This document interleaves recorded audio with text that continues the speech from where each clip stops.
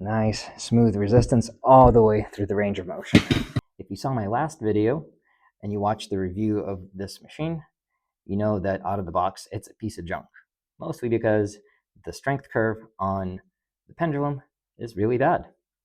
So in this video, I'm going to show you how we can change this machine to go from a piece of junk to being one of the best feeling machines that you can buy on a shoestring budget.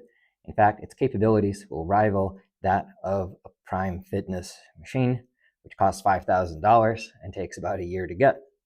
Well, it may not be quite the same quality as that machine, but for a budget of under $200, this thing turned out amazing. So let me show you how we do that. First, you may notice that we remove the rubber handles from this grab bar because, and this is the big brain moment, we're not going to use these as handles. We are going to convert these to be another set of weight horns, and we're going to position them somewhat like this to resemble the design of the Prime Fitness Smart Arm or Torque Arm or whatever they're called, to let us change where we load our plates and get that resistance curve dialed in to feel as buttery, smooth, and loaded exactly where we want. So the first thing you're going to want to do is take off those rubber grips around those handles. This can be a bit of a pain in the butt. There's no adhesive, but they are on pretty tight. So my way of doing it was to put on some of these gripping neoprene gloves and then kind of get in there with a flathead screwdriver to help release the rubber bit, and then kind of just pull and twist when go in there with the screwdriver again if you need to, and eventually they'll come off.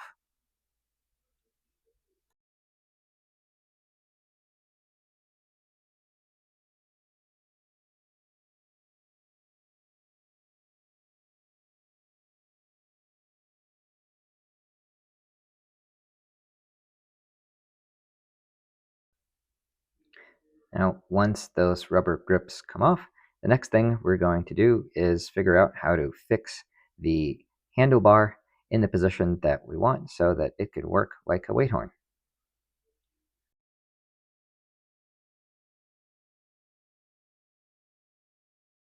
Conveniently, there's already a set of holes here and here, which was originally used to lock this handle in an outward position.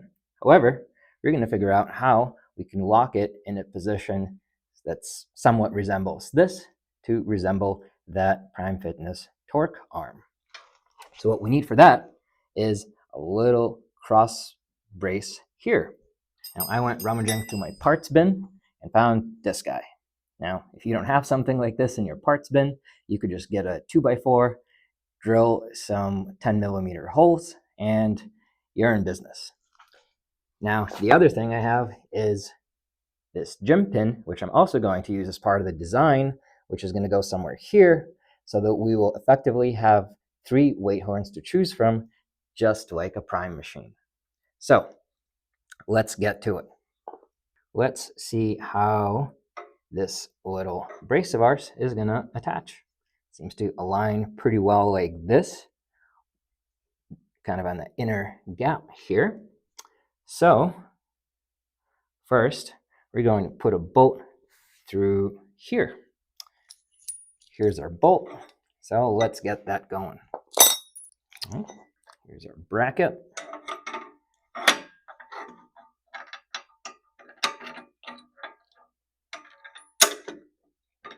All right.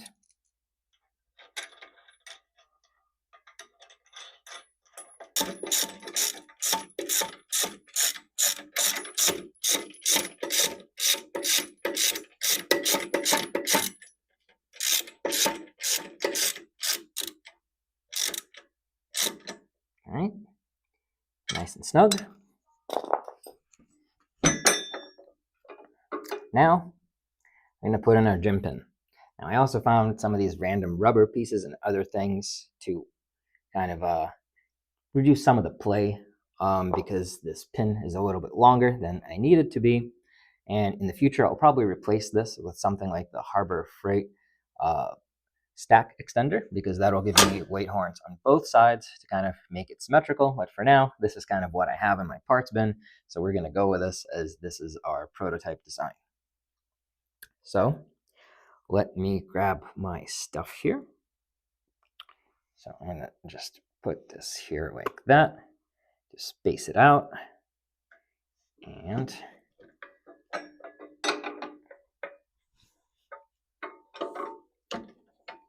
boom. Now let's set up the other side. I'm using a couple extra washers here just to kind of shim this a little bit more. So I got this little spacer here, again, just because I'm trying to get it as kind of snug as I can. And then we got this cotter pin. So that's how we're going to make sure this thing stays in place and doesn't fall off while in use. So there's weight horn number 2. Now, as you see, it's kind of starting to come together. Well, this angle, is not ideal. This is something I could change later, potentially by drilling another hole in this cross brace bracket if I want to bring this angle up a little bit. But we're still prototyping right now, so that's okay. So now you may be saying, well, that's great, but how do we put our plates on these things if we have 2-inch plates? Well, in the parts bin, I also have these 2-inch sleeve adapters that lying around. Now, these are pretty crappy nylon ones. I'll probably be replacing these with proper steel ones, but these guys just hop on here. So we just torque that down a bit, so that's not going to go anywhere.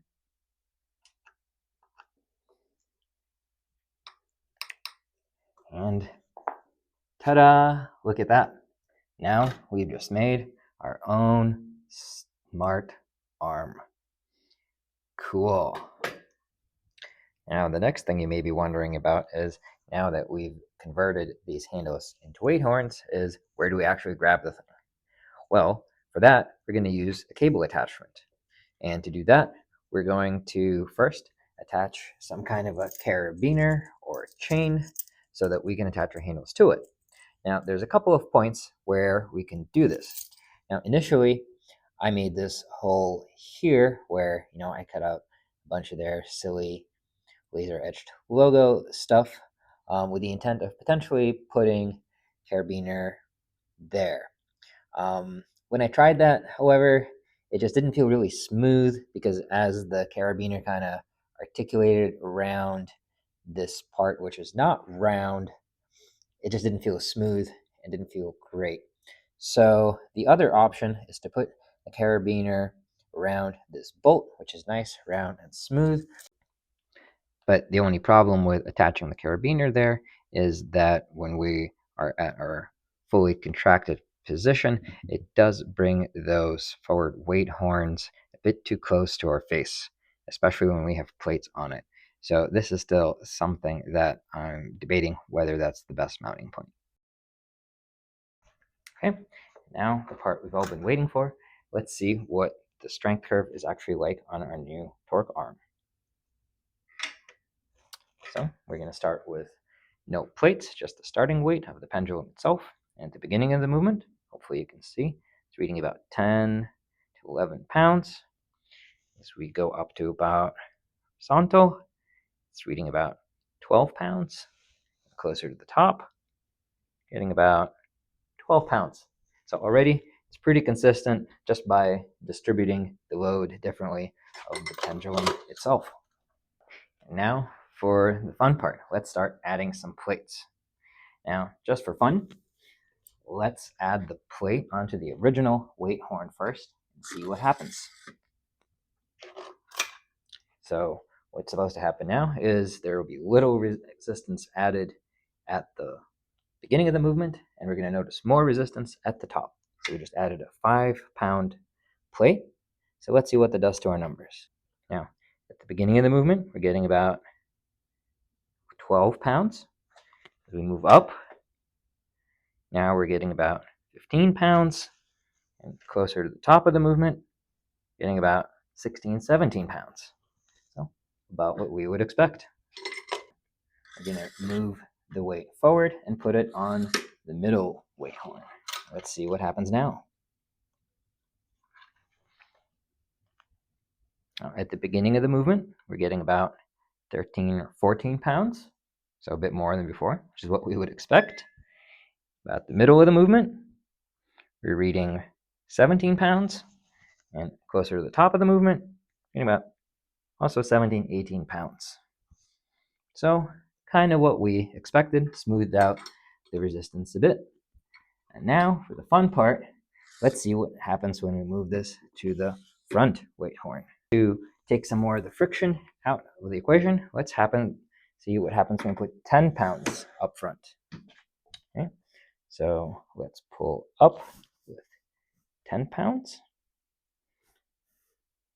And now we're getting 21 pounds at the beginning of the movement. And 22 pounds a little bit further up.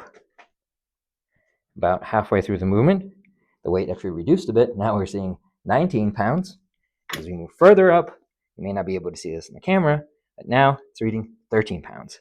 So we see the load really starts to drop off at the top of the movement and is heaviest at the bottom, which is exactly what we want and is the same way we see the torque arms from someone like Prime Fitness act. But now we also have the flexibility to add more plates on the other horns at the same time. So we can bias our load by putting more weight on the front horns, and then we can balance things out by adding plates here, one in the back and one in the middle. So again, this is a little tight here, so you kind of have to stagger the plates a bit. I might put this one on the other side of the pendulum because, it's a little tight in here. So now that we have loaded 20 pounds on here, and we know the beginning resistance is about 10 pounds, let's see what that feels like through the full range of motion. So in the beginning of the movement, it's reading about 28 pounds. As we move further up, it's reading about 30 pounds. Further up, it's also reading about 30 pounds. Look at that. We're getting a pretty smooth curve. So let me move around here so it's easier to grab. And let's go even further up. And here, closer to the top, again, we're reading also 26 to 27 pounds. So the resistance is staying very consistent through the entire range of motion by distributing the load with a bit of a front bias, but still putting some resistance on the back. So by playing around with where we put our plates, we can really tune how our machine feels. So let's see how it actually feels. The other improvement we made is instead of that uncomfortable handle, now we can just put whatever attachment we want here. So here's a cable attachment that I usually like to use for biceps. So let's see what that feels like. Oh, that feels really good. It's smooth, and the resistance, I really feel the tension stretch at the bottom here, and I feel a lot of resistance all the way through. And right here is where it starts to get a bit easier, and it starts to get kind of light around here. Now, if I wanted to change that, all I would do is, for example, if I wanted more resistance at the top of the contraction, I could add more plates onto this horn. If I wanted more resistance at the beginning, I could add more weight here. Or if I kind of wanted to add it through the general range of motion, I could add some weight here. Overall, I gotta say, this feels really freaking good. Now, I kind of want to try a couple of other attachments. So let's try that.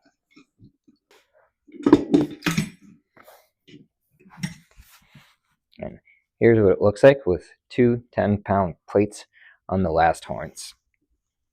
It does come up a bit close for comfort. So probably gonna investigate some kind of a mounting point that's a little bit further up. In the name of science, I decided to hook it up a little bit further up on the pendulum so that as it comes up, that the plates don't get quite as close to my face at the end of the range of motion. And so far, I think this actually works better. Oh yeah, still get a nice stretch. And then comes up right to there, and we're done. If you'd like to try this modification yourself, here are some of the things you'll need, and I'll drop the links for some of these items in the description. Number one is you'll need some of these 2-inch adapters, which go on top of the 1-inch sleeves. And you can get these on Amazon for like $20 for the kind of crappy plastic ones, or a little bit more for the steel ones. I'll probably end up upgrading this to the steel ones. You need some kind of a gym pin for the middle horn. I recommend trying the Harbor Heavyweight one because that's one of the few that comes with a dual-sided option. So I'm going to give that one a try myself and let you guys know how it goes. And then just a flathead screwdriver and some neoprene gloves. These are really useful for when you're trying to peel off those rubber grips from the handles that we converted into these weight horns. Now, I also did a little bit of experimenting with cable selectorized resistance attachments to a functional trainer. So if you'd like to see a video on that, drop me a line.